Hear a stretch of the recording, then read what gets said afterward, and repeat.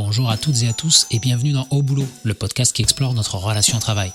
Qu'est-ce que le travail pour vous ? Une activité rémunératrice ? Un moyen d'épanouissement ? Ou un engagement social ? Une corvée peut-être ? On parlera de thèmes comme l'équilibre entre vie pro et vie perso, le rapport à l'environnement de travail et bien d'autres questions qui nous touchent toutes et tous. Alors installez-vous confortablement et bonne écoute.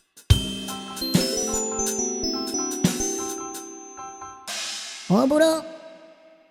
Et bienvenue à tous dans cet épisode 2 de Au Boulot. Aujourd'hui, nous avons le plaisir de recevoir Émilie. Avant de démarrer l'épisode, Émilie, est-ce que tu veux très rapidement te présenter s'il te plaît ? Bonsoir, alors Émilie, je vais avoir 32 ans en fin d'année et j'habite actuellement en Indre-et-Loire. Je précise pour les auditeuristes aujourd'hui, malheureusement, suite à un problème technique de ma part, la qualité du son sera moins bonne pour Émilie. Je vais faire tout mon possible pour que ce soit le plus audible possible. Mais s'il y a des soucis de qualité audio, c'est de mon fait, ce n'est pas du fait d'Émilie. Eh bien écoute, on va commencer un peu comme l'épisode de la dernière fois. Je vais essayer toutefois d'orienter ça un peu différemment au fur et à mesure. Ce sera le même genre de questions, les mêmes genres de thématiques, mais il y a un ou deux petits trucs que je vais essayer de guider un peu différemment. J'essaie encore de trouver ma petite formule. Donc comme d'habitude, on est là pour parler de travail, pas forcément de ton emploi et de ton poste exactement spécifiquement. On peut si on veut, mais on n'est pas forcément là pour décrire exactement un emploi et un type de métier. On est là pour parler de travail au sens large, de comment nous on le perçoit et c'est quoi notre relation par rapport à tout ça au quotidien. Et pour commencer tout ça, je vais te demander, s'il te plaît, Émilie, de nous décrire ton parcours pro. Alors moi j'ai fait un bac comptabilité. Après j'ai fait 2 années de fac LEA, langue étrangère appliquée anglais et espagnol. Et puis pour terminer, j'ai fait un BTS négociation et relations clients. Donc c'est assez particulier comme parcours, parce que rien ne se ressemble. Mais voilà, puis après j'ai commencé mon travail. Je n'ai fait qu'une entreprise pour le moment. Avant d'embarquer sur les prochaines questions, je vais essayer de te tirer un peu les ficelles là-dessus. Quand tu as embarqué sur ton bac compta, donc au lycée, qu'est-ce qui t'a poussé à faire ce choix-là ? Est-ce que c'était un choix un peu par défaut ? Est-ce que c'était toi qui doyais déjà faire un métier dans la comptabilité, finance, peu importe, quelque chose de lié à ça ? Est-ce qu'il y a eu des influences de frères, sœurs, parents, oncles, tantes, amis, peu importe ? Alors, pas du tout. Pour tout dire, alors on m'a pas poussée aux études, on m'a jamais vraiment donné envie de m'y mettre à fond. Voilà. Donc, du coup, au départ, je voulais faire une première L, parce que ça m'intéressait bien, je me disais que ça pouvait être sympa.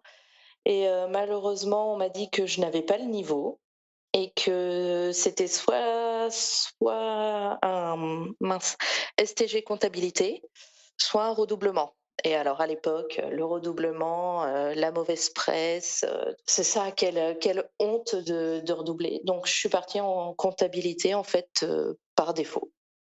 Voilà, tout simplement. Est-ce que tu l'as vécu comme une frustration un peu de devoir passer d'une volonté de faire L, donc quelque chose quand même de plus littéraire, à quelque chose de compta, qui est quand même beaucoup moins littéraire, on va se le dire. Ah ouais, clairement, au départ, je me suis dit merde, enfin, tu sais, tu te remets en question, tu te dis mince, pourquoi moi je peux pas y aller et tout, surtout que les maths, je suis le stéréotype même de la meuf qui aime pas les maths parce que j'ai pas eu des profs qui m'ont aidé à aimer les maths et du coup, j'ai pas eu envie de faire l'effort d'aimer les maths non plus. Mais ouais, au début, je me suis dit mince, voilà, c'est pas pour moi, j'ai pas le niveau. Alors qu'en fait, non, pas du tout, mais voilà, c'est au début, oui, et puis après, tu t'y fais parce qu'il y a forcément des choses que tu trouves sympas quand même dans tes études, et heureusement, et voilà, ça s'est fait comme ça. Ok, donc tu as quand même, si on peut le dire comme ça, Ouais. vécu une sorte de poids un peu de construction de société et d'idées reçues sur le redoublement, l'orientation et les obligations qui vont avec, quoi. Ouais, je te confirme. Surtout quand on te dit, bah, c'est soit ça, soit ça. Bon, bah, ouais, il faut faire plouf, quoi. Donc bon, voilà. Ok. Et donc, après ton bac, tu pars en langue étrangère appliquée anglais. Donc, tu retournes quand même à tes premiers amours de langue et littérature. Exactement. Comment ça s'est passé? T'as fait 1 année, 2 années? Comment ça s'est passé? J'ai redoublé ma première année. Ok. T'as réessayé une deuxième fois la première année ou t'as tout de suite changé? Non, j'ai réessayé pour être bien sûr que ce soit pas pour moi. Définitivement. Donc, C'est fait pour ça aussi, hein. ah bah tout à fait. Oui. Bah, et puis il fallait mieux s'en rendre compte maintenant que. Enfin, voilà. Mais non, Exactement. clairement, là, je m'en suis rendu compte plus vite que effectivement, c'était pas pour moi, même si ça m'a permis d'évoluer et d'apprendre plein de choses. Enfin, voilà, la fac, définitivement, c'était pas pour moi. Mais j'ai essayé et voilà. Est-ce que tu penses que c'est la fac qui était pas pour toi ou est-ce que tu penses que c'est la langue étrangère appliquée qui était pas pour toi ou un mix des deux? Alors peut-être un mix des 2. Je sais que voilà, je suivais quelqu'un que je connaissais du lycée qui, elle, pour le coup, a fait L. Et à la sortie de nos bacs respectifs, on n'avait déjà pas le même niveau en anglais. Elle avait un niveau plus poussé que moi parce que voilà, moi je faisais comptabilité, j'avais moins d'heures d'anglais par semaine, par exemple. Ouais, c'est sûr. Voilà, à la sortie, on n'avait déjà pas le même niveau, donc je galérais plus, quoi. Mais bon, Ok. c'est voilà. Bon, dans tous les cas, tu fais ton test, tu fais tes 2 premières années. On ne le dira jamais assez. Une année de fac qui n'est pas réussie, une année de fac ou d'autre chose, hein, qui n'est pas réussie, Oui, ce n'est jamais perdu. On apprend toujours jamais. quelque chose et à minima, on apprend que c'est pas ça qu'on voulait faire. C'est Donc, ça. ne jamais s'en vouloir. Alors, je peux comprendre, c'est des frustrations, c'est du temps, c'est de l'investissement, c'est de Mm. l'énergie. C'est aussi souvent des problèmes financiers qui vont avec les études supérieures, mais je pense que c'est important de garder en tête que c'est jamais complètement perdu et qu'il y a toujours quelque chose à en tirer. Donc, dans tous les cas, toi, après tes 2 premières années de LEA anglais, tu décides de faire autre chose parce que c'est vraiment pas pour toi. Comment tu t'orientes vers un BTS négo et relations clients? Alors, ça a été de longues heures de réflexion parce que arrivée à la fin de la deuxième année, je me suis posée avec moi-même en me disant, bon, va peut-être falloir savoir ce que tu veux faire plus tard parce que ça arrive très bientôt quand même. Et j'ai toujours aimé le contact avec les gens, discuter. Et je savais que je voulais faire quelque chose dans l'administratif parce que voilà, l'ordi, ça a toujours été un truc très chouette pour moi depuis très jeune. Donc je m'étais dit, tiens, je vais me faire un boulot administratif, mais c'est quand même très large comme, comme idée. T'as du choix, ouais. Voilà, c'est ça. Et puis comme j'aimais bien voilà, le contact avec les gens et tout ça, je me suis dit, bah tiens, pourquoi pas un truc avec voilà, une relation client ou truc comme ça. Et puis j'ai cherché et je suis tombée là-dessus par hasard et je me suis dit bah tiens pourquoi pas. Et dans ma ville il y avait donc bah voilà c'est bien tombé. Ok. Est-ce que tu penses, avec le recul, que le choix de alors pas de ce BTS spécifiquement, mais d'un BTS, c'est venu aussi avec cet aspect, comme tu disais tout à l'heure, de la fac, c'est pas fait pour moi. Clairement oui parce que alors la fac en tout cas à l'époque c'est comme ça que je l'ai perçu. Il faut être vachement autonome, faut savoir en fait travailler. Je vais pas dire sans cadre, mais ouais, C'est clairement pas du tout les mêmes attentes et les mêmes pédagogies et manières de travailler. Je sais qu'il y a des gens, ouais. au contraire, à qui ça convient beaucoup mieux parce que le cadre très scolaire, très lycéen, au final, d'un BTS, je peux parler en connaissance de cause, j'ai moi-même fait un BTS. Mhm. Euh, Il y en a à qui ça convient pas, il y en a, c'est l'inverse. Moi, je te comprends tout à fait à titre personnel. Je n'ai pas testé la fac, mais je sais qu'à cette époque-là de ma vie, j'aurais été incapable d'être un bon élève à la fac. Clairement, c'est ça. Enfin, moi, ma fac, pour te dire, j'étais plus souvent en terrasse d'un café à fumer ma clope et à boire un coup. Enfin, voilà. Si tu vois, c'est pour te dire que. Les enfants apprenaient plein de choses, mais ne fumez pas des clopes. Ne fumez pas des Oui, clopes. pardon. Excusez-moi, c'est pas bien. Non, mais je vois tout à fait. Et puis après, en plus, c'est un âge où tu découvres plein de choses, la vie s'ouvre à toi, et puis, ça me plaît pas, puis j'ai du temps libre, personne ne m'oblige à venir, et puis, ça y est. Voilà, c'est ça. Enfin, moi, j'avais besoin d'un cadre pour apprendre et pour me dire quoi faire. Enfin, c'était rassurant peut-être d'un côté d'avoir ça, mais voilà. Ok, ok, ok. Bon, eh ben écoute, je vais rentrer dans le vif du sujet avant de creuser un peu plus loin. Tu disais que tu as eu pour l'instant une seule entreprise pour laquelle tu travailles. Je vais Mm. aller sur ça après. Je vais d'abord te poser la première grosse question que je pose ici. C'est, pour toi, c'est quoi le travail au sens large? Quelle question! On peut y répondre de tellement de manières. Et c'est ça qui est intéressant. Il n'y a pas de bonne réponse. C'est surtout ça qui est intéressant. Ah ouais. Bah, alors le travail, j'ai envie de dire que l'idée première qui m'arrive, c'est sûrement, comme beaucoup de gens, c'est un endroit où on est obligé d'aller pour, gagner, sa vie et pour pouvoir payer les factures. Mais si je mets ça de côté, je pense que pour moi, c'est un endroit où je me sens bien, où j'ai envie d'aller et où j'y vais pas à reculons parce que ce serait quand même dommage de passer 40-45 ans de sa vie à se faire chier en fait dans un endroit qu'on n'aime pas, où on n'a pas envie d'aller. Voilà. Je te rejoins. Je te rejoins à 100%. C'est super cool que tu aies trouvé quelque chose, en tout cas, qui marche pour toi et Mmh. qui te donne envie d'y aller.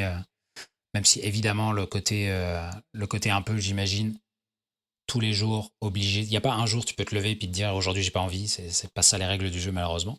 C'est ça. Mais mais c'est très cool. Ok. Donc tu as le double côté vraiment. Il y a l'obligation, il y a le côté sociétalement, on est obligé de participer, puis il faut payer ses factures. Et le côté, c'est quand même important de trouver un endroit où on se sent bien parce qu'on va y passer du temps. Donc autant passer du temps agréable Tout à au fait. travail. Ok, donc tu as à moitié répondu à la question, mais je vais quand même la poser, voir si tu as une autre réponse. Ouais. Pourquoi tu travailles? Eh bien, parce que j'ai pas gagné au loto, malheureusement. Enfin voilà, la raison première, c'est ça. Alors, du coup, je vais te couper dans ton raisonnement, je reprendrai après. Du coup, tu dis, parce que j'ai pas gagné au loto. Ça veut dire que demain, si tu gagnes au loto, tu t'arrêtes de travailler. Waouh! Quelle question. Bah, je sais pas. Honnêtement, je sais pas. Là, tout de suite, comme ça, je te dirais non, je continuerai à y aller, mais en même temps, voilà, la vie personnelle, la vie de famille fait que, peut-être que j'arrêterai. Ah, je sais pas, je me suis jamais posé vraiment la question de manière profonde comme ça, donc Alors, je vais en profiter pour faire une digression. Je vais complètement changer mon orientation de question. Tu vois, c'est exactement dans ce genre de choses que je veux emmener les gens et sur lesquelles je veux rebondir. C'est, bon, imaginons tu gagnes au loto et tu dis aujourd'hui, je sais pas si je vais continuer à travailler ou pas. Je vais poser une autre question pour voir si tu trouves un élément de réponse à la première avec. C'est plutôt que de dire que tu vas continuer à travailler, étant donné qu'on est dans une hypothèse où tu n'as plus du tout de problème d'argent et tu n'as plus besoin de ramener un salaire ou une rentrée d'argent à la fin du mois, tu peux faire ce que tu veux. Est-ce que tu penses que tu ferais pas autre chose? ah bah, j'irai, j'irai faire les choses, tu sais, ces fameuses choses, on se dit: «Tiens, je mets ça sur ma liste» et puis je repousse à plus tard et puis en fait, des fois tu prends pas le temps de le faire, comme par exemple visiter des endroits, faire le tour de la France, voyager, rester chez moi, aider les gens, tu vois? Ok, alors je vais rebondir encore une fois. Là, t'as plein de choses de l'ordre de l'éphémère dans le sens où un voyage, c'est pas quelque chose qui va durer 45 ans, bien qu'on Ouais, pourrait définir voyage différemment de plein de manières, tout à etc., fait. etc. Mais ce que je veux dire, c'est que t'es sur un truc qui va te prendre plusieurs mois, plusieurs années, parce que peu importe, t'as de l'argent, tu peux tourner, faire plein de choses. Mmh. Et puis la deuxième chose que tu dis, c'est aider des gens. Ouais. Aider des gens, c'est quelque chose, pour le coup, qui peut être beaucoup plus répétitif. Pas répétitif dans le sens c'est tout le temps la même chose, mais répétitif dans le sens c'est quelque chose que tu peux faire sur une longue durée de plein de manières différentes. Ouais. Est-ce que tu sais déjà, je dis c'est, mais c'est plus ce que tu penses, est-ce que tu as une idée de comme ça, ce que toi, t'aimerais faire pour aider les gens si tu avais justement plus besoin de travailler, je mets encore des guillemets. Oh bah, il y aurait tellement de choses qu'on pourrait faire, malheureusement, mais Je sais pas, ouais, si vraiment j'ai plus besoin, que j'ai plus du tout, cette notion de gagner de l'argent, oui, de l'humanitaire ou choses comme ça. Mais après, est-ce que, Sans aller forcément plus loin là-dessus, je vais rebondir sur d'autres questions. mmh La conclusion sur laquelle je voulais essayer de t'amener, c'est, tu vois, ouais, tu parles de faire de l'humanitaire. mmh Quelque part, faire de l'humanitaire, c'est aussi du travail, en fait. C'est juste que c'est pas forcément du travail rémunéré. Encore que ça dépend du travail humanitaire, mais c'est, c'est juste quand même du travail. C'est pas forcément quelque chose de. ouais, c'est vrai. Il y a pas forcément l'aspect pénibilité, rapport au salariat ou à la production, je pense, Ouais, derrière le travail. ouais. Et du coup, c'est plus là-dessus que je voulais essayer de t'amener. Comme quoi, tu Mmh vois, si tu avais de l'argent illimité et que tu n'avais plus besoin de travailler, peut-être que tu travaillerais quand même, mais différemment. Bah oui, bah c'est ça. C'est dingue. On a fait une très grosse digression. Oui. La question à la base, c'était pourquoi tu travailles. Tu m'as dit parce que j'ai pas gagné au loto. Est-ce que tu as potentiellement d'autres éléments derrière le pourquoi tu travailles, autre que le financier, j'entends. Bah, pour, j'allais dire pour me sentir utile, mais en même temps, ouais, on peut, ce serait pas le gros point, mais ça, voir des gens, voilà, passer du bon temps. Tu as quand même un aspect valorisant, toi, par rapport à ce que tu fais, puis un aspect aussi social de je me lève le matin, je sais pourquoi je me lève le matin. Ouais, J'ai quelque chose à faire, je me lève, il faut que j'aille au travail. Le fait d'aller au travail, ça me stimule quand même, je vois des mmh, gens, c'est quand même cool. Ok. ouais, tout à fait. Ok, donc quand tu vois, on n'est pas que derrière de l'argent et du loto finalement. Bah, heureusement, ce serait dommage. Non, ça serait vraiment dommage.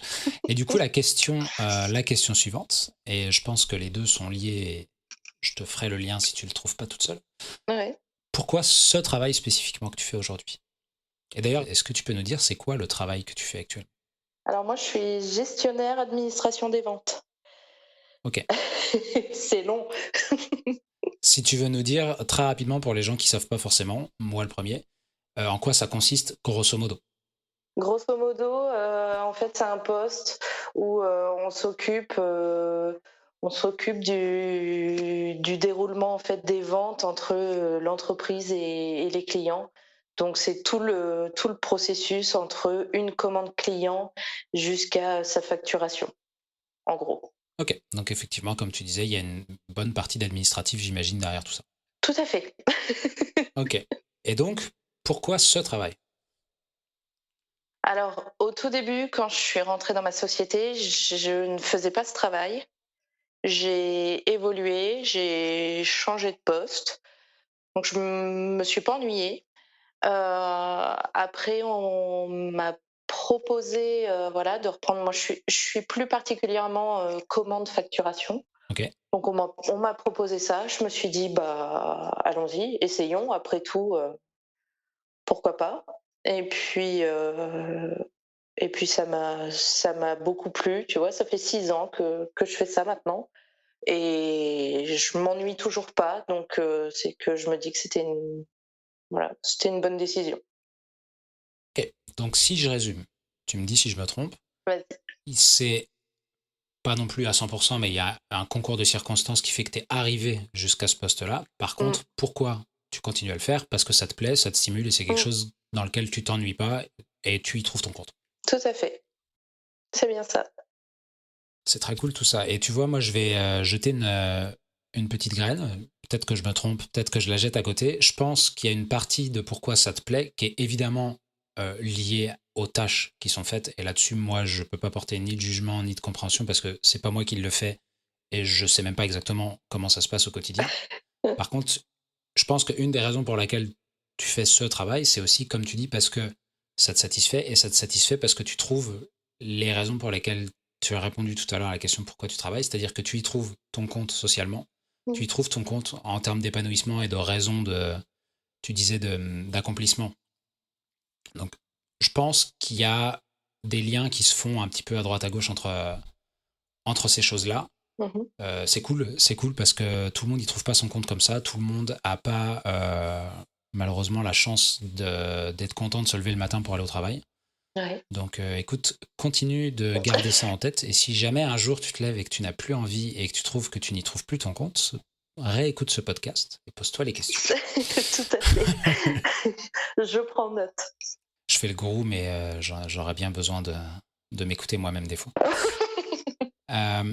Qu'est-ce que tu aimes le plus et qu'est-ce que tu aimes le moins aujourd'hui dans ton travail? Dans le travail même de manière générale. Je dis pas forcément dans ton poste, mais vraiment dans le travail. Bah, le plus, je dirais que voilà, c'est les échanges. On s'élève socialement, intellectuellement aussi. Après tout, pourquoi pas. Je pense que le fait de travailler nous aide à ouvrir des portes, peut-être, sur d'autres choses, et à s'intéresser à des choses qu'on n'aurait pas forcément pensé au début. Tu vois, Cool, t'as un côté apprentissage, ouverture d'esprit en fait qui te plaît toi, moi c'est cool. Ouais, tout à fait. Parce que voilà, tous les matins, tu peux te lever en te disant bon bah qu'est-ce que je vais apprendre aujourd'hui, tu vois, c'est le gros cliché, mais qui peut tout à fait être faisable dans le boulot, quoi. Je sais pas, rester ouvert et voilà, et continuer à apprendre des choses, même si ça fait 40 ans que t'es au même poste. Enfin, je pense que voilà, les gens peuvent continuer à t'apprendre des choses et tu peux toi-même continuer à apprendre des choses. Cool. Et du coup la partie qui te plairait le moins? Les- alors là, comme ça, tout de suite, je te dirais les relations humaines toxiques. Parce que, Ok, donc c'est marrant parce que t'as à la fois dans ce que ouais, t'aimes le plus clairement les relations sociales qui exactement. comptent énormément. Et du coup, ça a du sens aussi que ce que tu aimes le moins, c'est les relations toxiques, puisque forcément, si tu y mets beaucoup d'affect sur cet aspect-là, Bah quand oui, ça va pas, bah, ça prend encore plus d'importance. Ok, donc, oui, je te confirme. C'est ça. ok, relations toxiques, je vais embrayer là-dessus. Ouais. Quand tu parles relations toxiques, est-ce que c'est spécifiquement entre collègues ou est-ce que c'est aussi lié à la structure de l'entreprise, à la hiérarchie, au rapport hiérarchique, aux ordres, à l'autorité ou ce genre de choses? Bah, voilà, là, pour le coup, ce serait ma propre expérience, parce que je peux parler comme mon nom, mais Bien sûr. oui, voilà, moi principalement, c'est pas les ordres, c'est pas les consignes et tout ça, parce que c'est normal d'en avoir. Je travaille dans une structure privée, donc voilà, c'est le rapport à la hiérarchie. Ton responsable te donne des tâches, bah tu les effectues et puis en gros, mais Mhm. disons que ces relations-là, c'est pas forcément dans mon équipe, mais voilà, ça brouille. Enfin, tu vois, Ouais, bien sûr. tu Ok. rentres le soir, des fois, tu te dis bon bah voilà, ma journée n'était pas aussi top que que je pensais qu'elle serait, quoi. Voilà. C'est ça, c'est vraiment de la relation humaine Mm. entre. Je mets vraiment des grosses guillemets parce que je trouve pas le mot juste. Mais des relations humaines génériques, c'est pas des relations humaines liées à une position d'autorité. Ça aurait pu être quelqu'un qui n'a pas une position d'autorité que ça aurait été le même problème, quoi. Bon, là, malheureusement, voilà, c'est une responsable, donc ça fait que voilà, mais Est-ce que tu penses que est-ce que tu penses que les soucis de toxicité auraient été les mêmes si cette personne-là avait pas un ascendant en termes de hiérarchie sur toi ou d'autres, hein, oui, oui, bien sûr. Non, non, non, non, il y a pas que moi, mais non, je pense malheureusement que ça aurait pas été la même chose. C'est que là, en plus, il y a l'étiquette de hiérarchie. Voilà, je suis au-dessus de toi, tu me dois le Ouais. respect. Donc, bah, voilà, malheureusement, je pense que ça y fait aussi. Mais bon, Malheureusement, les réalités de l'entreprise avec lesquelles on doit gérer au quotidien. Je te exactement. comprends. Ok. Si vous êtes manager et que vous nous écoutez, soyez à l'écoute de vos équipes et ne soyez pas toxiques, s'il vous plaît. Il y a plein de bonnes façons de faire en plus, je pense. Après, bon, je porte pas de jugement, encore une fois, je connais pas les personnes, je sais pas c'est quoi leur réalité, je sais pas quelle pression ils peuvent avoir, quel caractère ils peuvent avoir, c'est très compliqué de dire de quelqu'un Ah oui, oui, tout à qu'il fait. est problématique. Pour autant, on a le droit de dire qu'un comportement est toxique. Mm. Je pense que c'est même important de le dire quand ça vient peser sur le quotidien, Oui, surtout si c'est à répétition. oui, tout à fait. Ok, du coup, je vais rebondir là-dessus Oui. et te poser la question très générique de comment toi tu vis ton équilibre vie professionnelle, vie personnelle. Et pour rentrer d'abord dans la question, je vais d'abord te demander de répondre sous l'angle du stress, Ouais. qui soit lié à la charge de travail ou aux relations humaines. Et justement, quand tu vis des moments difficiles au travail parce qu'il y a quelque chose qui s'est mal passé et qu'il y a quelqu'un qui a eu un impact négatif en termes d'humeur sur toi pendant la journée, Ouais. comment tu la ramènes à la maison le soir ou comment tu arrives à t'en débarrasser et à en faire abstraction? Alors, ça a pris beaucoup de place à un moment donné. C'était même trop. Voilà, il y a quelques années en arrière, ça allait plus du tout parce que, je mangeais, dormais, je ne pensais qu'à mon travail Ok, et enfin, ça n'allait pas. ok, Et puis, donc, je savais plus trop comment faire et j'ai eu une merveilleuse nouvelle, voilà, donc j'ai eu un enfant. super, félicitations. Merci. J'ai été en arrêt 7 mois et du coup, je pense que ça m'a fait du bien parce que ça m'a permis de prendre du recul et de me dire, «Oh là là, attends, non, enfin, stop, parce que là, ça va plus du tout». Et du coup, quand je suis revenue au boulot, bah, ça allait mieux et du coup, j'ai réussi à trouver mon équilibre, bah, comme on dit, hein, le pro, ça reste là-bas et le perso, ça reste ici et on mélange pas les 2, quoi. Voilà. Donc, quelque part, tu avais un souci de trop ramener le travail dans ta tête à minima à la maison. Ça te pesait Ouais. énormément et tu as réussi à sortir de ce cycle-là en Mmh. prenant une pause. La pause était liée au fait que tu es un enfant. Évidemment, il se passe énormément de choses aussi quand on a un enfant dans la tête, dans les quotidiens. Il y a énormément de choses qui changent. Ça t'a permis de prendre du recul par rapport à cette situation-là. Est-ce que tu penses qu'aujourd'hui, si la charge de travail revenait à prendre le dessus dans ton quotidien et que tu en ramenais trop à la maison et que tu y pensais sans arrêt, est-ce que tu penses que tu saurais plus facilement le détecter et trouver un moyen d'y mettre un stop ou d'enclencher des actions pour essayer de te protéger de ça? Oui, oui, oui, clairement, parce que quand ça n'allait pas, j'avais une responsable.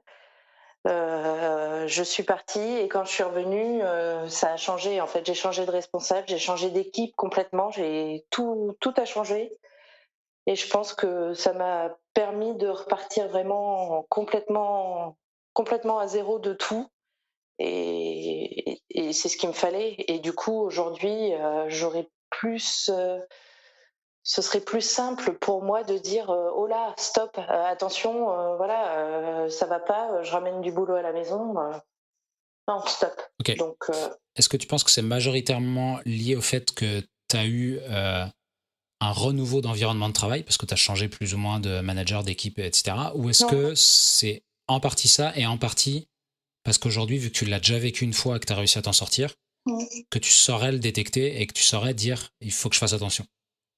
Ah bah, clairement oui, le jour où je rentre chez moi, dans l'état où j'ai pu rentrer avant, oui, je le saurais le détecter tout de suite et je saurais dire, «Bah, non, stop en fait, stop». Ok. Voilà. Euh, Question assez difficile. Qu'est-ce que tu penses qu'on aurait pu t'apprendre ou qu'aurait pu être enseigné plus tôt dans ta vie, qui aurait pu te permettre d'éviter de tomber dans ce travers-là la première fois? Parce que t'es pas la seule à tomber là-dedans. Ouais. On est très très nombreux à tomber dedans ou être tombé dedans. Mmh. Je pense que c'est un travers malheureusement assez humain et assez commun lié à la façon dont on perçoit le travail tous Mmh. en tant que charge. Hein. C'est pas que et nécessairement uniquement une charge, mais il y a ce côté un peu je le ramène avec moi et je le porte. Mmh. Est-ce que tu penses qu'il y a quelque chose qui aurait pu être fait plus tôt dans ta vie qui aurait pu te permettre de détecter ça plus tôt et de t'en protéger la première fois?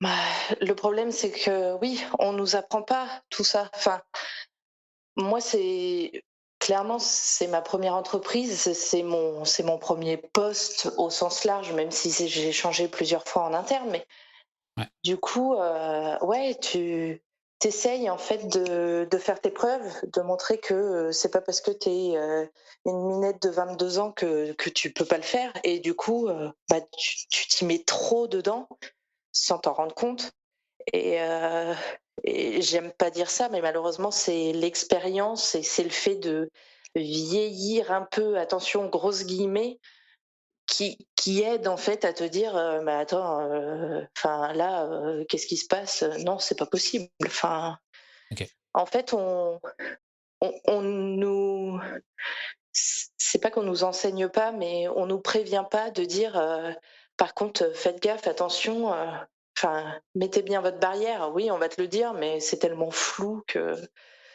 Je te pose la question parce que c'est quelque chose que, bon, déjà moi-même je l'ai vécu ouais, et que je discute avec plein de gens et clairement il y en a beaucoup qui le vivent et j'ai l'impression qu'on a tous ce même schéma. En tout cas, les gens avec qui j'en parle ont pour une extrême grande majorité tous ce même schéma de devoir le vivre une fois et de devoir prendre une claque une fois, au minimum d'ailleurs, ouais, avant de comprendre ce qui se passe et d'être capable de s'en protéger ou en tout cas d'essayer de s'en protéger les fois d'après.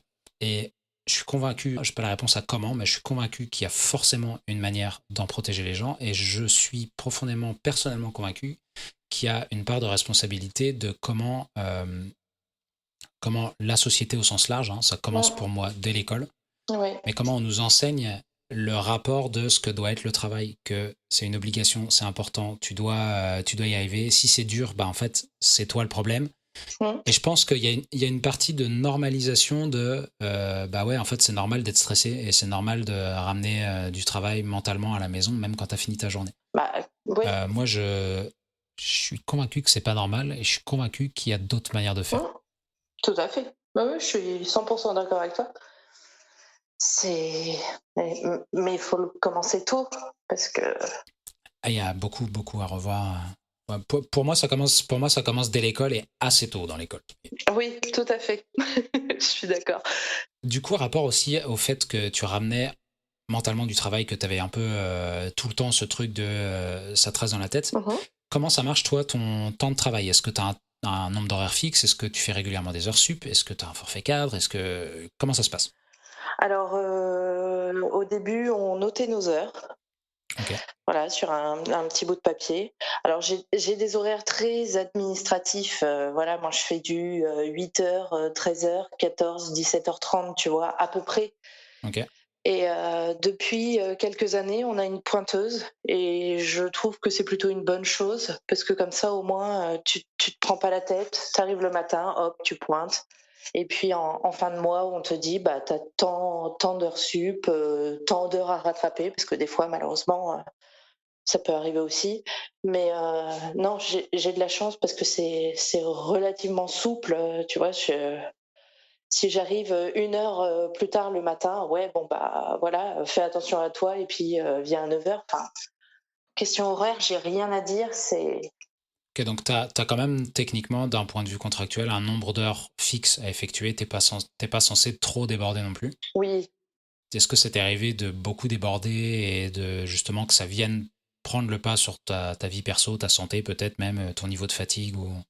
ouais, avant, oui. Avant, oui, parce qu'en plus, j'habitais relativement loin de mon travail, donc voilà, quand tu as, alors, pour moi, 1 heure de route, c'est loin. Je sais que pour certaines personnes, c'est pas très loin, mais Je te rejoins, pour moi, 1 heure, c'est quand même long. 1 heure le matin, 1 heure le soir, ça commence à ouais. faire beaucoup dans une journée. Bah, c'est ça, c'était exactement ça. Donc quand tu regardes, tu vois, l'horaire, que tu te dis: «Bon, bah, là, il est 19h, je sais que je suis pas chez moi avant 20h», bah, voilà, enfin, c'était pas possible. Ok, Aujourd'hui, j'ai déménagé, j'ai eu de la chance, donc j'ai plus du tout ces problèmes-là et ces débordements de temps de travail, est-ce que ça a été régularisé d'un point de vue légal? Est-ce que c'est passé sous le tapis? Est-ce que tu as été payé? Est-ce que tu as récupéré ça d'une manière ou d'une autre? ah non, nous, on est en récup. Ok, Donc oui, oui, bien sûr, toute heure qu'on fait en plus, on les récupère, sans voilà, sans problème. ok. Mais par contre, tu as eu des grosses périodes de charge. Ok. Et Ouais, aujourd'hui, du coup, est-ce que tu estimes que ta charge de travail en termes horaires, quand il y a des coups de rush, parce que ça arrive un peu partout, est-ce ouais. que tu estimes que c'est quand même assez bien équilibré, que tu es capable, aussi bien toi d'un point de vue personnel que d'un point de vue structurel dans ton entreprise, de pouvoir dire stop? Oui. Ah oui, oui, sans aucun problème. La conclusion que je tire de tout ça, c'est que avoir un enfant, c'est une très bonne chose qui t'arrive. C'est une très très bonne chose qui t'arrive. Tout à fait, je te confirme. Excellente nouvelle. Question du coup, rapport à l'environnement de travail. Aussi bien, comme tu disais, il y a le temps de trajet qui rentre en compte, le lieu où c'est, est-ce que c'est une zone industrielle, est-ce que c'est au milieu d'une forêt, dans une cabane en bois, est-ce que tu as du télétravail, comment ça se passe pour toi? Est-ce que ça te plaît? Est-ce qu'il y a des choses que tu aimerais pouvoir changer? Alors, donc moi, on est en milieu rural ici. Donc, d'un côté de mon entreprise, il y a la forêt et de l'autre côté, il y a des champs. Voilà, à peu près pour situer. Ok, Et alors, nous, on fonctionne pas en télétravail. Voilà, moi, pendant le Covid, par exemple, j'allais au travail. On est agroalimentaire, donc on allait travailler pour remplir les magasins. ok. Donc, nous, télétravail, non. Tu faisais peut-être pas un poste administratif à l'époque. Si, toujours. J'ai toujours fait de l'administratif, mais dans différents secteurs. Ok. Et alors du coup, je vais te couper par rapport au télétravail. Est-ce que pour toi, il y a une raison valable au fait que, pendant le Covid spécifiquement surtout, hein, est-ce qu'il y a une raison valable au fait que vous étiez obligé d'aller au bureau? Ou est-ce que tu aurais pu factuellement faire ton travail à distance? Ah, j'aurais très bien pu le faire à distance. Est-ce qu'il y a une raison invoquée par l'entreprise à l'époque? Oui, alors les équipes qui travaillaient, qui étaient obligées de venir pour faire leur travail, eux, ils étaient là, donc ils avaient décrété que s'il y en a certains qui sont là, tout le monde vient. Comme ça, au moins, Ok. il n'y avait pas de jalousie, entre guillemets, quoi. Ce qui peut se comprendre aussi, hein, mais bon. Ça peut se comprendre, je vais mettre ma petite touche personnelle. Oui. Le débat s'ouvre dans un cas normal comme en ce moment, Mhm. même si d'un point de vue personnel, je trouve que c'est plus compliqué que juste il y en a qui viennent, tout le monde devrait venir. Ouais. Pour autant, je trouve que pendant le Covid, c'est quand même très délicat d'avoir ce genre de position. Encore une fois, je ne suis pas chef d'entreprise, c'est pas moi qui ai eu à prendre ce genre de décision. Ouais. J'imagine bien qu'il y a des réalités techniques qui font que c'était pas si facile que ça, des réalités économiques qui font que faire arrêter de travailler les gens, c'était très compliqué aussi. Je suis pas là pour donner des leçons et juger. De l'extérieur, ça paraît quand même un peu extrême de faire venir des gens parce qu'il y en a d'autres qui doivent venir pendant une pandémie mondiale. Je te confirme que c'est exactement ce qu'on s'était dit à cette époque-là. Mais bon. Bon, dans tous les cas, aujourd'hui, pas de télétravail. T'as l'air Non. d'être OK avec ça, puis ça n'a pas l'air de te déranger. S'il y a besoin en urgence ou que c'est important, bien sûr que ils trouveraient des moyens pour nous faire télétravailler, mais ce serait pas sur le long terme, en fait, ce sera en dépannage. Ouais, OK. Mais à la fois, tu disais aussi que t'as quand même une souplesse horaire qui te permet, s'il y a un problème un matin, d'arriver un peu plus tard ou Mm. peut-être de partir un peu plus tôt si t'as une urgence un jour. Donc, Ah, tout à fait. à la fois, t'es pas non plus dans un cadre extrêmement rigide où il faut être là exactement à l'heure. Donc, bon, je comprends aussi que c'est plus important pour moi d'avoir de la souplesse au sens large que d'avoir du télétravail, mais d'être obligé d'être là et de pointer en télétravail. Bon. Oui, je préfère comme ça aussi. Toujours par rapport à l'environnement du lieu de travail, est-ce que vous avez, ou est-ce que de manière inconsciente, vous avez un dress code? C'est-à-dire que est-ce que tu peux t'habiller vraiment littéralement comme tu en as envie et comme toi tu es à l'aise au boulot, ou est-ce que tu te sens obligé d'éviter certaines tenues ou d'éviter, je sais pas, du maquillage, des bijoux, des choses que tu peux avoir, parce que ça se fait pas, encore une fois, guillemets, guillemets. Oui. Est-ce que tu peux nous en dire plus? Alors, excuse-moi, je rigolais nerveusement, mais parce que je pensais au sens hyper large et pas juste à ma structure. Donc, ça m'a fait rigoler par rapport à tout ce qu'on entend. Mais non, alors si tu veux que je te donne le plus bel exemple, enfin, moi personnellement, j'accorde pas trop d'importance à comment je m'habille. Ok. Voilà, c'est pour moi t-shirt, jean, c'est très bien. Donc, j'ai pas vraiment de problème avec ça. Et moi, je vais au travail avec du rouge à lèvres noir, par exemple. Ok. Voilà, c'est pour te donner une idée. Ouais, ok. Donc moi, non, j'y mets pas grande importance. On m'a jamais dit quoi que ce soit. Donc, je pars du principe que voilà. Toi, tu ressens pas de pression ou d'obligation par rapport à ça. Tu arrives à y aller comme toi, tu es à l'aise, donc cool. Exactement. Tant mieux, parce qu'encore une fois, il y a des gens, je pense, qui. Bon, des fois, il y a un dress code obligatoire et ça peut avoir du sens, hein. Oui. Il y a des choses, il y a des trucs spécifiques dans le tourisme ou dans le spectacle ou autre. Tu peux pas non plus faire Ouais. n'importe quoi. Pour autant, des fois, je pense qu'on s'impose des choses qu'inconsciemment, Mm. on a envie de renvoyer une image plus sérieuse, plus carrée, plus peu importe, de rentrer dans le moule. Ça a de l'effet, forcément, chez certains, ça compte pour certains, mais je pense qu'on se l'impose beaucoup. Je suis d'accord parce que dans certains services, voilà, étant en agroalimentaire, bah, tu as effectivement des dress codes, tu peux pas faire ce que tu veux. Par exemple, les bijoux sont interdits et choses comme ça. Donc là, c'est vraiment lié au travail en lui-même. C'est de l'ordre de la sécurité, là aussi, souvent. Voilà, c'est ça. Enfin, moi étant dans les bureaux et n'ayant aucun, voilà, je ne rentre pas en fait dans ces services-là, donc j'ai pas besoin entre guillemets d'y faire attention. Moi, je peux venir avec mes 7 bracelets et tout ça. Enfin, bon, non, on me dira rien. Mais après, oui, il y a toujours cette image quand même quand il y a des réunions ou des choses comme ça que oui, les dames doivent porter des talons et des robes et trucs.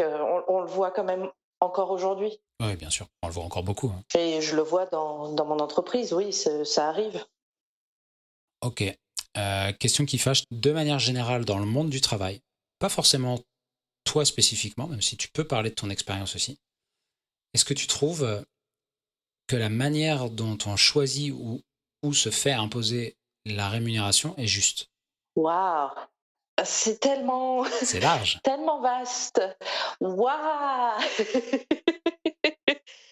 Euh, non, je pense pas. Malheureusement, il y a toujours des injustices. Enfin, Alors je vais creuser un peu plus le truc quand on tombe pas dans les clichés un peu simples. vas-y. Je prends le cas de ton entreprise, même si c'est juste pour simuler la question. Est-ce que tu trouves que c'est juste que tel type d'emploi est payé plus ou moins cher que tel type d'emploi? Sans même dire 3 personnes qui ont le même job ne sont pas payées la même chose. Ça, c'est encore un autre problème pour moi. Mais est-ce que tu trouves que toi et tous ceux qui font ton travail, c'est normal qu'ils soient payés plus ou moins cher que ceux qui font le travail juste à côté? Ah, le problème, c'est que tu peux jamais vraiment te mettre à la place de l'autre dans le sens où je ne sais pas vraiment toutes les tâches. Par exemple, je parle pour moi, bien sûr. Je sais pas ce que mes collègues font comme tâches précisément. Ils savent pas ce que je fais moi. Enfin, c'est compliqué de se mettre à la place de quelqu'un d'autre. Mais en soi, voilà, les grilles de rémunération par rapport au travail qu'on effectue, est-ce que moi je fais un travail plus important que quelqu'un d'autre? Est-ce que l'autre fait un travail plus physique que moi? Enfin, tu vois, c'est tellement compliqué je trouve, de dire ouais bah moi je mérite plus que lui parce que moi je travaille 1 heure de plus. Ouais, tu travailles 1 heure de plus, mais ça se trouve, enfin, je te dis n'importe quoi, mais ton boulot est moins contraignant, moins physique, donc voilà. Enfin, je sais pas si j'arrive à bien l'expliquer. Si, si, je comprends, je comprends. C'est que t'as pas envie de tomber dans le jugement Bah non. de juger la rémunération de quelqu'un parce que tu estimes que t'es pas forcément capable de comprendre ce que lui fait et ce qu'il a comme charge au quotidien. Ok. Je trouve ça très sain comme rapport aux autres en fait. Enfin, et puis de quel droit, voilà. Enfin, moi comme lui, voilà, je suis personne par rapport à lui, donc pourquoi j'estimerais bah ouais, je devrais être payée plus cher que lui? Bah non, ça se trouve pas du tout, mais c'est comme ça. Alors du coup, je vais pousser le truc un peu plus loin. Si, Ouais. et encore une fois, je trouve ça très sain. Si tu estimes que tu peux pas définir la valeur du travail de quelqu'un d'autre que toi parce que tu sais pas exactement ce qu'il fait, Bah ouais. au moment malheureusement triste, bon, moi je trouve ça triste parce que j'aime pas ce genre de système et j'aime pas cette réalité, mais c'est une réalité. Mmh. Il y a un moment où tu dois négocier ton salaire, soit parce que c'est un nouvel emploi, soit parce que c'est une promotion, soit peu importe. Ouais. Il y a souvent des moments dans une carrière, à moins d'avoir une carrière dans le public où tout est de toute façon décidé selon des grilles fixes, tu dois demander une rémunération, donc tu dois demander ce que tu penses valoir en termes de salaire. Ouais. Comment tu t'y prends pour faire ce genre de choses? Moi, ça fait 9 ans que je travaille dans ma société et j'ai pas encore eu à le faire. Chanceuse. Ouais, tu vu? Parce que en fait, quand je suis arrivée, voilà, on m'a dit: «Bah, tu seras payé tant». Bon, bah, OK, très bien. En même temps, c'est ton premier boulot et tout ça, j'avais pas de prétention salariale. Je voulais juste commencer ma vie active, donc ok, pas de souci. Et pour le coup, je pense, dans beaucoup d'entreprises, le salaire d'entrée pour quelqu'un qui sort d'études est relativement fixe. C'est pas souvent là que tu as de la marge de manœuvre, c'est après. Donc je comprends ta position de dire, bah en fait oui, on me propose un emploi avec un salaire, c'est ici, c'est comme ça que ça se passe ici, c'est ça le jeu. C'est ça. Et puis on m'a prise tout de suite en CDI et tout ça, donc franchement, enfin, j'avais pas mon mot à dire. Voilà, j'ai pris. À 22 ans, tu dis oui tout de suite, quoi. et puis Et puis après, au fur et à mesure, voilà, on a la chance, on a eu la chance d'avoir des augmentations générales de salaire. Donc tout le monde dans la société en a eu. Ok. Donc je trouvais ça super parce que voilà, c'est vraiment pour tout le monde et c'est pas juste au mérite, quoi. Question, est-ce que les augmentations générales, est-ce que tu sais si c'était en pourcentage? Est-ce que tu sais si c'était une somme fixe pour tout le monde? Et est-ce qu'il y avait une notion de transparence entre les équipes et entre les différents postes sur qui a été augmenté de combien? Alors, je ne veux pas dire de bêtises, mais je crois que c'était par rapport, tu sais, à l'augmentation du taux horaire du SMIC. C'était un calcul qui était fait après de savoir si tout le monde a été augmenté du même pourcentage et tout ça. Enfin, je veux pas dire de bêtises, je sais pas, Ok, honnêtement. pas de souci. Donc ça, donc on en a eu plusieurs. Et puis après, voilà, les changements de mes différents postes et mes prises de fonction de nouvelles tâches ont fait que j'ai été augmentée aussi en plus. Donc pour l'instant, vu la charge de travail que j'ai, les tâches que j'ai à faire et le salaire que je reçois en face, voilà, je trouve que c'est cohérent après avoir eu ces augmentations. Donc voilà, j'ai jamais eu affaire à me vendre. Et voilà. C'est cool, t'estimes que t'es dans une situation où le rapport est plus ou moins juste et que tu te sens pas sous-payé ou tu te sens pas en besoin de réclamer. Donc je trouve ça, encore une fois, je trouve ça cool d'avoir un rapport sain comme ça à son emploi. Honnêtement, j'ai vraiment pas à me plaindre, quoi. Enfin, je sais pas. Pour moi, ça me paraît naturel, donc, donc voilà. C'est cool, tant mieux. Il y a des gens qui gagnent beaucoup, qui se plaignent qu'il leur en faudra encore plus. Il y a des gens qui gagnent vraiment 3 fois rien, qui ne se plaignent pas. Les gens n'ont pas tous le même rapport à cette injustice et n'ont pas tous le même vécu par rapport à combien ils sont rémunérés, combien les autres sont rémunérés, etc., etc. Dans tous les cas, un rapport apaisé fait un quotidien apaisé. C'est ça le plus important, je pense. Exactement. Euh, Quelle est ta plus grosse peur liée au travail? Et encore une fois, je dis vraiment au travail. Le travail au sens large, pas spécifiquement ton poste aujourd'hui. Si ta plus grosse peur est liée à ton poste aujourd'hui, tu peux aussi parler de ça. Bah, alors, la réponse rejoint un peu la réponse de la première question, mais le souci, c'est toujours de dire merde, si je perds mon travail, bah, je vais plus avoir de salaire, même s'il y a des aides et tout ça. Enfin, je passe là-dessus, mais je vais plus avoir mon salaire. Comment on va faire pour payer les factures et tout ça? Je pense que c'est la première chose qui me viendrait à l'idée tout de suite, même si encore une fois j'ai la chance, je ne vis pas toute seule. Enfin voilà, tu vois, Ouais, ouais, ok. il n'y aurait pas ce problème-là tout de suite, mais ce serait ça la plus grosse peur, c'est de se dire merde, j'ai perdu mon boulot, je vais en retrouver un, mais en attendant, comment faire, tu vois? Ok. Est-ce que c'est quelque chose avec lequel tu vis une fois de temps en temps, tu y penses régulièrement ou c'est quelque chose avec lequel tu es en paix, mais juste, effectivement, ça existe, tu sais que ça existe. J'y ai pensé, comme ça allait pas. Je m'étais dit, tiens, est-ce que je partirais pas ailleurs? Et puis la question s'est faite un petit peu oublier une fois que je suis revenue plus sereine et plus apaisée. Là, non, à aujourd'hui, vu que tout va bien, tout se passe bien, non, honnêtement, j'y pense pas. Je sais que peut-être un jour, ça reviendra sur le tapis de me dire, bah tiens, pourquoi pas. Si on pose dans ta réalité et ton vécu spécifique, est-ce que demain, si tu devais, je te le souhaite pas encore une fois, hein, si tu devais perdre ton emploi demain, Ouais. si tu prends un peu là une minute de recul pour dire, ok, évidemment, ça fait peur parce que j'ai perdu mon emploi, j'ai perdu ma rémunération, même si, comme tu dis, il y a des aides, il y a le chômage, il y a plein de choses qui peuvent se mettre en place. Oui. Est-ce que tu as des choses autour de toi qui font que tu vas assez vite retomber sereine? Est-ce que tu penses que dans ton secteur, dans ta région, c'est relativement simple de trouver un emploi? Est-ce que vous êtes prêt avec ton mari et ton enfant à faire des concessions X, Y, Z? Est-ce que tu penses que tu as des solutions pour vite redevenir sereine? Ou est-ce que tu penses que c'est quelque chose qui va très vite te peser très fort? Alors au début, je pense que j'aurai les boules.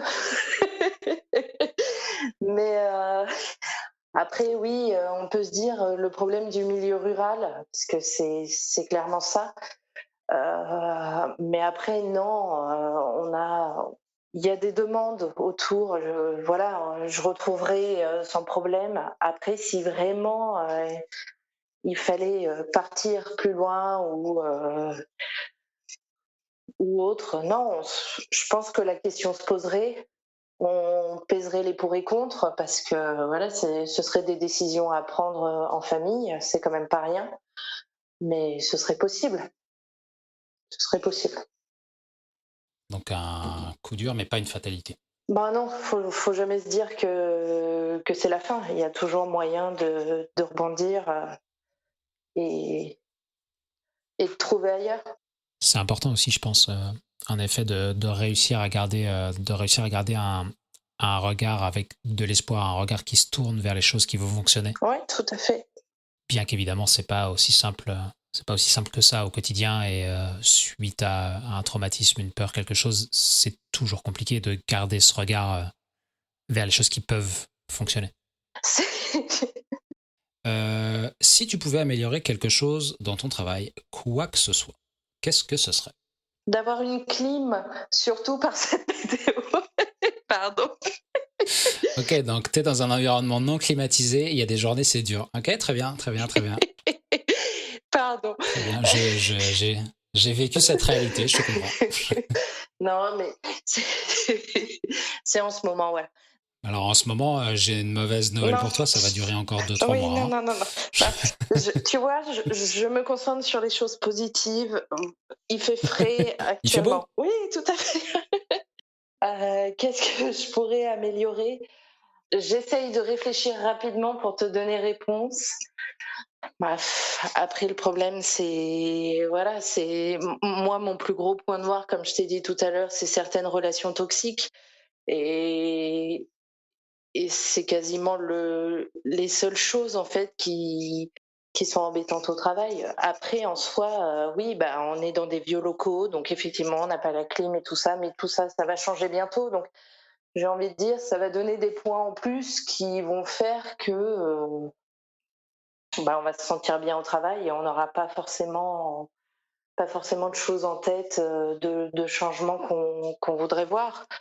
Enfin, là, maintenant, tout de suite, je t'avoue que je ne saurais pas trop. Il faudrait que je puisse réfléchir et redire, mais Comme tu dis, ne serait-ce que retirer la partie relation toxique de ton quotidien, je trouve que c'est déjà une très bonne chose. Enfin, tu vois, si tu avais un pouvoir magique pour enlever quelque chose de négatif, je trouve que c'est quand même un très bon choix d'enlever ce genre de choses.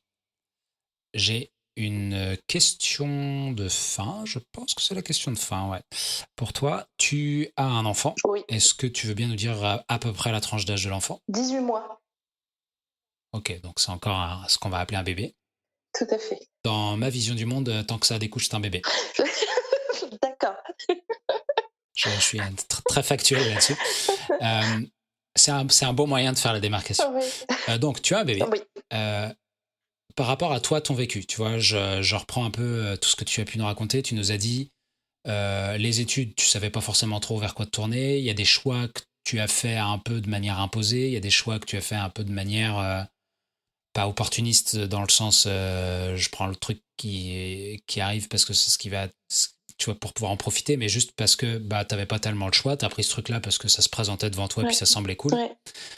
Pour autant, tu as trouvé un travail qui te plaît, tu es dans un environnement de travail qui te plaît, tu as vécu des choses qui ont été difficiles, tu as su en revenir, tu sais maintenant les détecter. Qu'est-ce que tu as envie quand ton enfant va grandir de lui transmettre par rapport à toi, ton expérience, par rapport au travail de manière générale?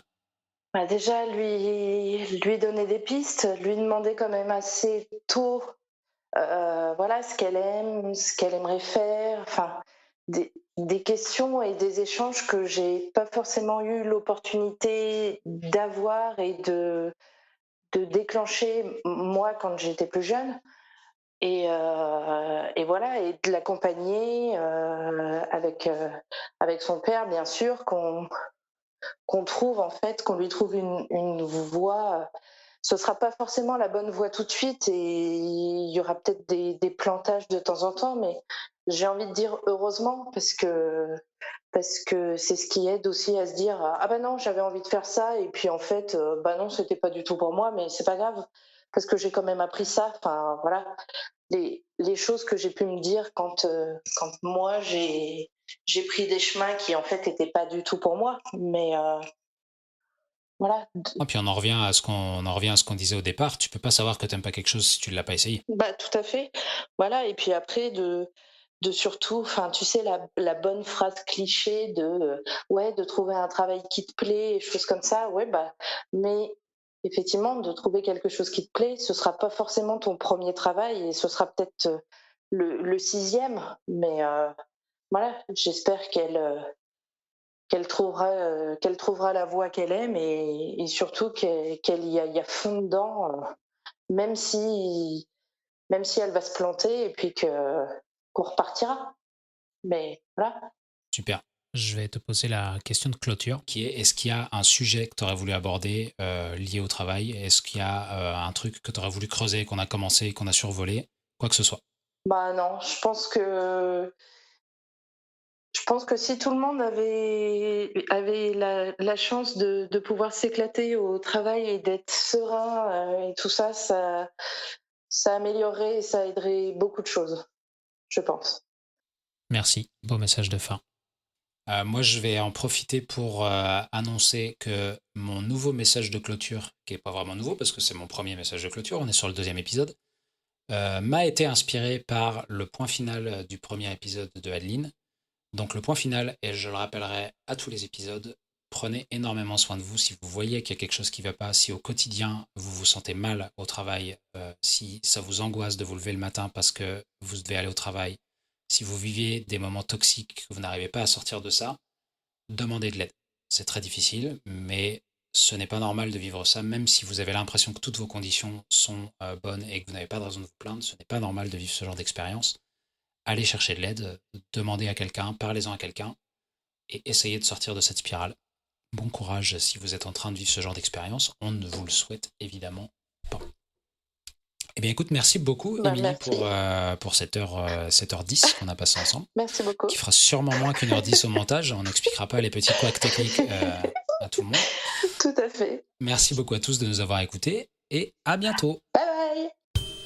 Merci beaucoup d'avoir écouté cet épisode de Boulot jusqu'au bout. J'espère que vous avez trouvé notre discussion enrichissante et qu'elle vous a donné des pistes de réflexion sur votre propre relation au travail. Si vous avez aimé cet épisode, n'hésitez pas à le partager autour de vous. Ça permet au podcast de se faire connaître.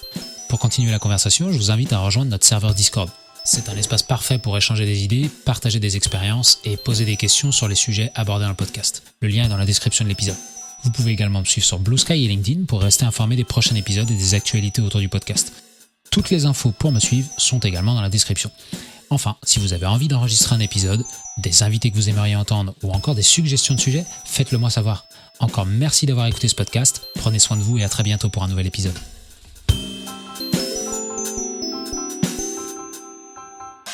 Au boulot!